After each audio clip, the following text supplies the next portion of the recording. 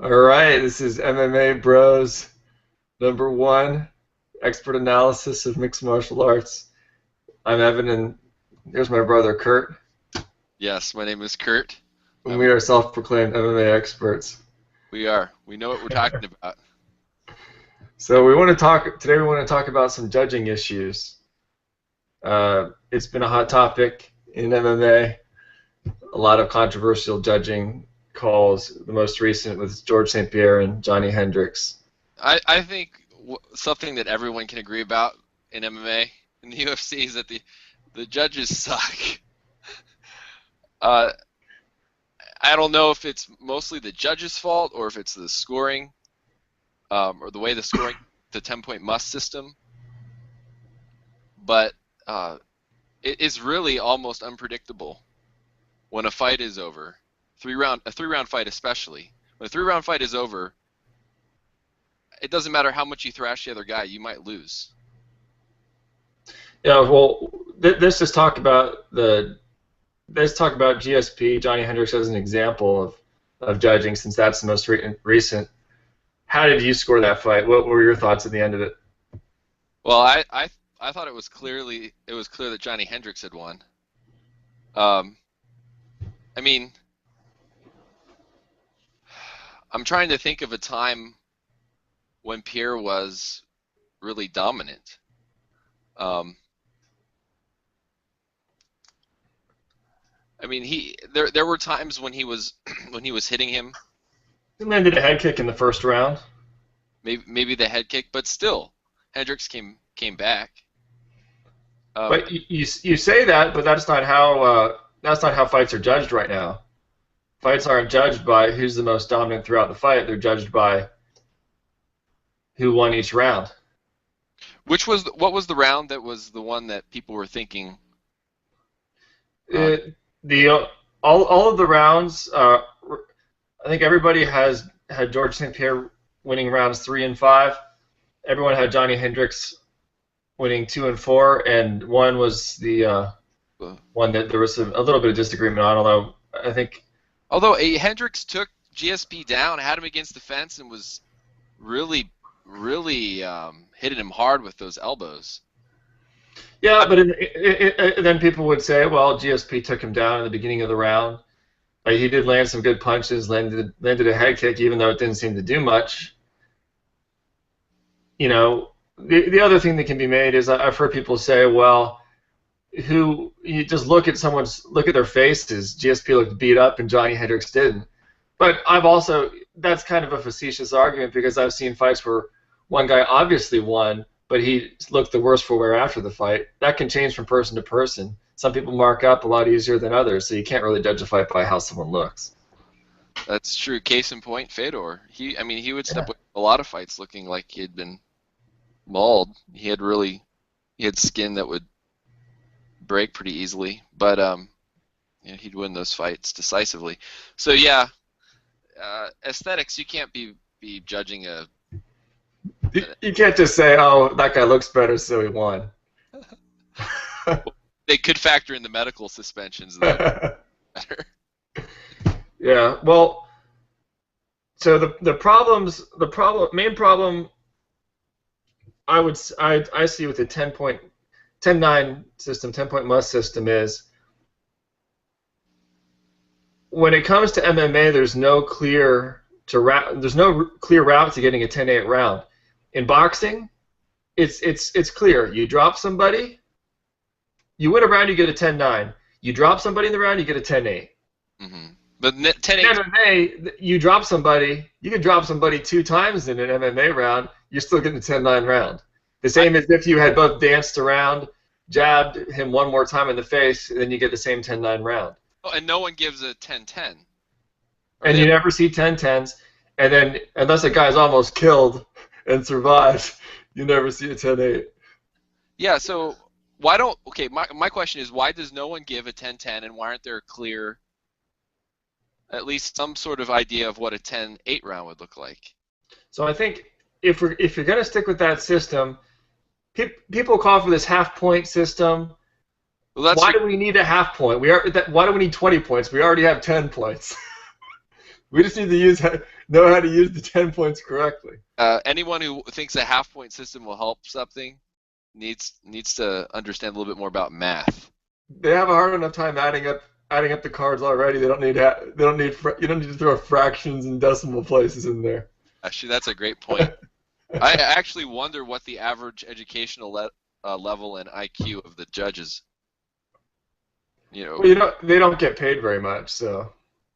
Right. I was interested in it, so I kind of looked a little bit online, and you basically sacrifice your weekends, and then you get paid a couple bucks per night. Those peoples, then we can just rest assured that they know what they're doing. They're smart men. Yeah. So what kind of suggestion would you have? What type of criteria would you put forward for a 10-8 round? So I think we both agree, if you're going to stick with a 10-point must system, a 10-9 is if you edge the round. What kind of criteria can you put in place to make a 10-8 a little more, make judges more comfortable with giving 10-8 rounds, or put forth a criteria that would qualify someone for winning a round 10-8 versus 10-9? One thing that does happen in MMA a lot is you will have some rounds where there is basically no offense coming from one side. Maybe in a round where there's no offense, that could be a 10-8. Maybe also in a round where someone gets staggered, or someone's obviously suffering from getting hit, that might be a 10-8. Or and I'd like to put something in there related to submissions, because I think those are constantly underrepresented on the score sheets, but I'm not exactly sure how you would do that. But first of all, they don't know anything about submissions anyway. See some people saying that kicks don't win fights. But the Shogun Machida fight. Yeah. He's judging, so yeah, I don't know how you would do that. An almost Kimura or an almost triangle. I don't know. That's harder to really nail down.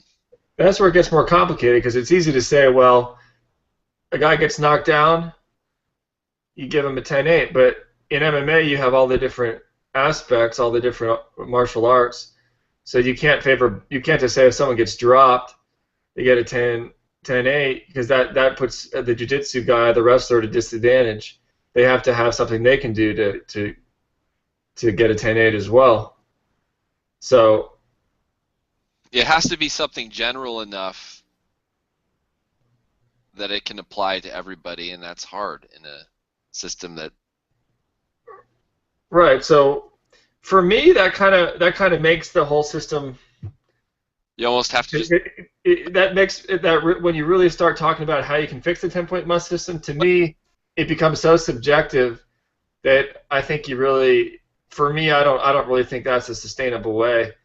The only way I can see a 10-point must system working is if you implement some type of open scoring, because then at least a fighter knows where they stand on the judges' cards, and so if they are behind, at least they can feel what the judges are going for, and then make the adjustment during the fight, so they don't just get duped at the end.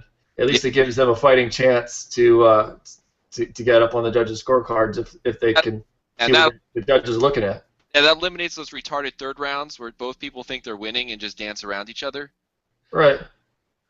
I've heard people argue, well, because in boxing, one of the arguments I've heard against open scoring is, well, if some guy knows he's ahead, then he'll just coast through the last rounds not to lose, and it'll make for boring fights. The thing is, fighters do that anyway. And in MMA, you don't have 12 rounds. You only have 3 rounds or 5 rounds in a title fight. So I think that's much less of an issue, and we already have it anyway. So I actually think it would, if fighters knew the score going to the third round, and it was close, I think you'd see a lot more action. I think it would actually maybe have the opposite effect. Does K1 have open scoring? K1's no more, but I think they did implement open scoring. And the thing is, what sport I mean, every other sport has open scoring. It's not a secret. It's like in basketball, it's like, oh, we keep the amount of you can't keep track of how many baskets everybody scores.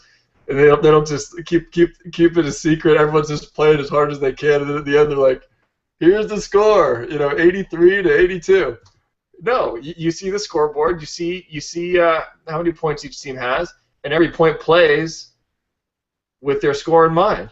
And the strategy changes depending on their score. Why should it be any different in MMA? Shouldn't. But two other thoughts about this. One is if we stick with the 10-point must, we have somehow the judges have to get into their heads that they can do a 10-10. I think that would be a lot easier than scoring a 10-8. There's a lot more rounds in MMA where you can say it could go either way, and you could easily score that at 10-10. And I think that would at least allow some more variation in the scoring. And my other thought is even more basic. The judges need to be trained. And they need to be people who preferably have grappling, wrestling, and kickboxing experience. Mm. What, or else it becomes subjective, like, at the gymnastics or something, like, in the Olympics where the girls are like swirling those ribbons around and dancing. I mean, well, how do you get well-trained judges when you don't pay them anything? Talent goes where the money is. well, I mean, okay, so that's true. Talent goes where the money is. Is there no way that Dana White and the money running out of his ears can change that? Well, that kind of leads to another question. Um, a lot of sports like the NBA, NFL, they have their own referees. Yeah, but not fighting. Not in fighting sports, but they do have their own referees. When the UFC goes overseas, I, I they think test the fighters on their own. They choose who goes over there and refs the fights, to my understanding. So in the UFC's overseas shows, they're doing that already. Why not just do that? I would suppose that would open you up to a lot of litigation, especially in a sport that is so dangerous. Think about the NFL, for example.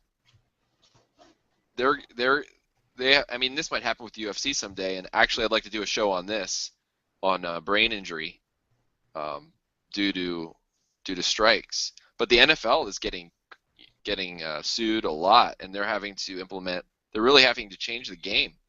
I think eventually they're going to have to change significant things about the game in order to not be sued because of what we're finding out about brain injury due to being hit. So I would think that choosing, first of all, I think it's smart to have a third party ref because you want them to be. I don't think you want them to be involved in the organization itself, because I think then people would be guessing, doubting their objectivity, and also I think it would, especially the refereeing, would open you up to litigation. I mean, as it is, these guys are getting pounded more than they need to be, and they're going to come back with all kinds of injuries eventually, and I can't help but think that would put a giant red and white target on the UFC itself. Yeah. The other issue you would have, although you do have it in other sports. There's been scandals in the NBA and in soccer with refs being bribed, but with the fighting sport, with the way that the UFC is set up, in NBA you have different owners of different teams. The UFC is one league where all the fighters are paid by one entity, and they're making money from pay-per-view, from TV. Yeah. It's also centralized, and it's such a centralized system where someone like GSP is such a huge money maker. It would open. I think it would also open up a lot of questions of fight fixing, that type of thing, which would totally destroy the sport. especially a young sport like MMA. And so I think that alone probably, I'm actually surprised that in the way they run their overseas fights, there's not more questions of that. But Everyone's already thinking of pro wrestling.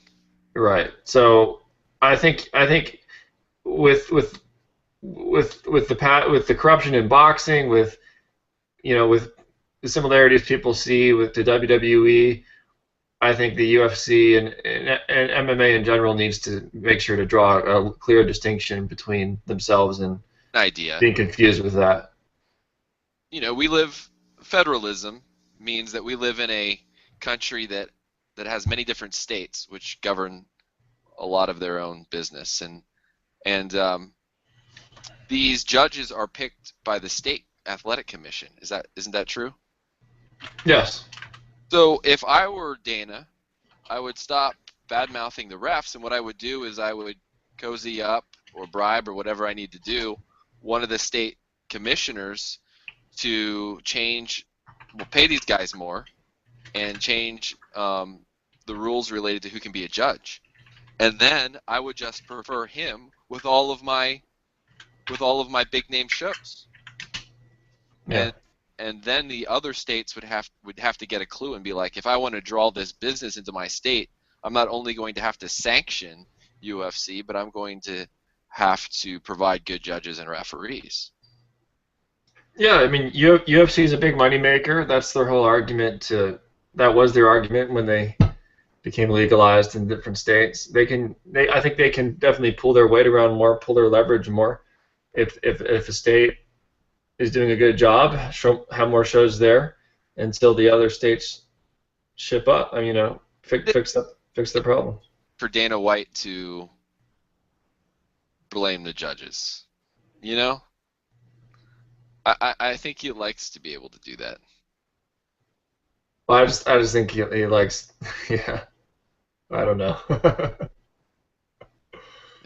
But yeah, so what do you think about what do you think about a lot of people have thrown the suggestion, well, why don't we just go back to pride scoring? Pride scoring, the fight was judged as a whole. I don't know if I mentioned this, but with 10-point must scoring, you can have a guy that, the way it is now, you can have a guy that barely edges around and it scored the same as someone just getting blasted in a round. yeah. So what do you think about the whole pride scoring, judging the fight as a whole when it's all said and done? I don't know. I think that would put the bias to whoever's going to be doing the most toward the end of the fight. Well, who wins a fight? Is it who wins in the beginning or who wins in the end? Normally, I mean, if we're taking just a regular fight, for example, on the street, whoever's dominating at the end is the guy that wins. But then again, that kind of goes back to the old days when there weren't time limits, right? Yeah. That type of mindset. If you have a time limit, though, I don't think you can really judge something that way. Well, this brings up the whole question of maybe actually standardizing the scoring system. Like Right. this also exists for sports like judo, jiu-jitsu. I really think there's going to have to be a fundamental change in the way MMA is done in the future. I think two things are going to really push this change. One is the increased medical evidence, and I know I keep saying this because I want to talk about it, related to pugilistic dementia. People, in other words, or other brain problems that people are getting from getting hit so much. So they're going to have to change something related to MMA to make it safer in that regard. And then also, if they want international acceptance, they want to be part of the Olympics, then they're going to have a more standardized scoring system like we see in other sports like judo and jiu-jitsu that are on that sort of stage.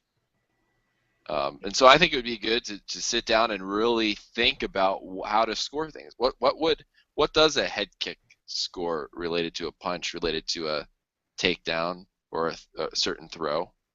And I don't know enough about that to really say, but I think this needs to be thought about more specifically.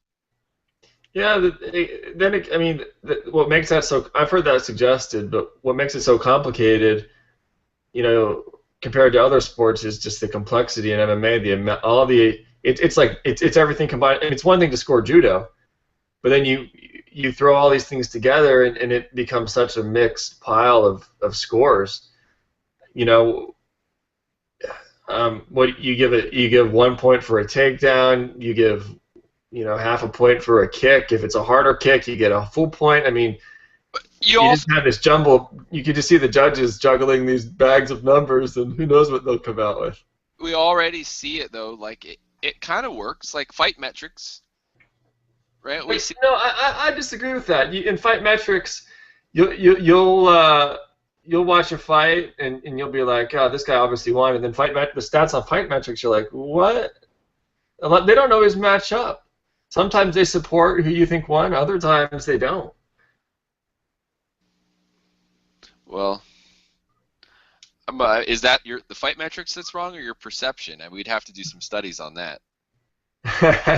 Well, I mean, I mean, no matter what you do, you can't get away from the subjectivity. What constitutes, where is the line between a significant strike and a regular strike? Not an That's probably gonna be a little bit different in everyone's mind. People are gonna have different perceptions of what changes we, it from a normal strike to something more significant. we almost have 100% subjectivity now. So we're just talking about adding some measure of objectivity to this. I mean, it is almost completely subjective. It's like ice skating or something. Like we need at least some objectivity if MMA wants to really make it big on the world scene and become universally accepted. It's going to have some sort of point system that's more objective than simply, three? Or how many judges are there? Three, right? Yeah, three judges. Three underpaid, underqualified, and unintelligent judges. Well, talking about the number of judges, I have heard another suggestion, which is add more judges. So you have So you dilute the stupidity? dilute the stupidity. So maybe you add 5 judges per fight in hopes that instead of two idiots ruining a fight, you need 3. I'm a libertarian, so I don't have enough faith in the government to think that even if they had 5, that they would pick 2 people that were actually smarter than the 3 they already picked. So yeah. If they can't find 3 people who are qualified, what makes us think they'll find 5 people who are? I think you just get 5. You get 2 other stupid people. I don't think it would. Well, why not just poll the crowd? Oh, that's that. Yeah. At that point, you just keep adding judges. You might as well just poll the crowd. Yeah. Determine the winner by text poll. Oh, great. Yeah. Well, what exciting fights are coming up? And will there be scoring issues? Well, next one is this Friday. We got Bigfoot Silva against Mark Hunt in Australia. It's on Friday night. Mark Hunt, Polynesian. The Super Samoan. Yeah, he just got knocked out, right? Lost to Junior Dos Santos Was that his last fight? via head kick. I think it was his last fight. So he's coming off that loss. And he's fighting who again? Bigfoot Silva. He's lost to Dos Santos. I mean, lost to Cain Velasquez for the title. It's hard for me to pick who would win that. Yeah, Mark is going to certainly have a speed advantage. Hunt will definitely, you kind of think that, well, Hunt obviously always has that chance, but I don't know. In my mind, I see Silva on top of him, grinding and pounding, and pounding him out. So, obviously, I don't put Silva as the huge favorite, but I see him. I see him taking it down and pounding Hunt out. It's kind of how I see the fight going. Unfortunately, I'd like to see Hunt win, but it's kind of how I see the fight. I'll watch it. I think Hunt could win. I think Hunt's takedown defense has become a lot better, and but you're probably right. But I could see Hunt getting a punch in there and making it a short night. Bigfoot. And the co-main event is Shogun. Shogun coming off his choke Yeah, loss to Chael Sonnen against James Tahuna. nothing in life that's more humiliating than losing to that guy with a choke. Losing to Chael Sonnen via submission. You should maybe just retire. Yeah.